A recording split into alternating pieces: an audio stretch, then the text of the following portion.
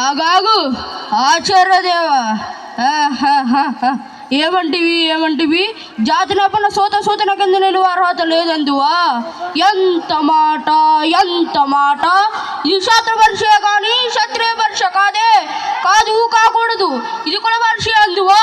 నీ తండ్రి భరద్వాజ జన్మమెట్టిది, అది దుస్సాగరపడి నీ సమం ఎట్టిది, మట్టి కొండలో పుట్టిదివు కదా. నీది ఏ కులము?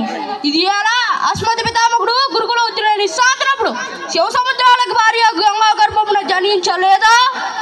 ఈ అన్నదే కులము. నాతో చెప్పింది ఏమయ్యా? మా వంశులకు మూల పురుషుడైన వశిష్ఠుడు దేవేశీ ఉరసి పూర్తుడు కాడా? అతడు పంచమ జాతికి శక్తిని, ఆ శక్తిని చండాలంగందు పరాశరుని, ఆ పరాశరుడు బల్యపరిచి మత్తింగంది ఎందు మా తాత వ్యాసుని, ఆ వ్యాసుడు విధారణ మా పితామహ అంబికాతో మా తండ్రిని, పితామహ అంబాలికతో మా పెన తండ్రి పాండురాజును ధర్మ నిర్మాణ జనని మీతే కించబడుతున్నా ఈ విదురదేవుని కనలేదా? సందర్భాశాలను బట్టి క్షేత్ర బీజ ప్రాధాన్యతో సకరమైన మా కురోసం ఏనాడో కిలహీనమైనది.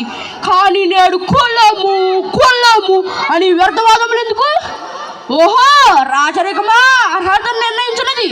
అయినా మా సారథ్యంలో సంశయమలై సంపద విరాళమై మెలుగొందు అంగరాజ్యానికి ఇప్పుడే ఇతని మోద్దాపు శక్తిని కావుచున్నాను.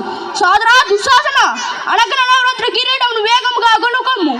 మామ గాంధార సార్వభౌమ చిరచిరమని మండిత సువర్ణ సింహాసమును తెప్పించుము. పరిజనులారా, పుణ్య భాగీర నొత్తయములు అందుకునుడు. కళ్యాణ భట్లారా, మంగళ దూరారాములు శిస్సంగా మగనుండు. మళ్ళీ మాగుదులారా, ఈ కర్ణ మహారాజును కైవరంగా ఆయింపుడు. పుణ్యాంగులారా, ఈ రాధాసుతునకు పాలభాగమున కస్తూరి తిలకం తీర్చిదిద్ది బహుజన్మ సుకృత ప్రదీపాది సౌలభ్య సహజ కవచ వైడూర్య ప్రభాజిత్యోలిక వాంఛలు జలరేగ వీరకం విదరాల్పుడు.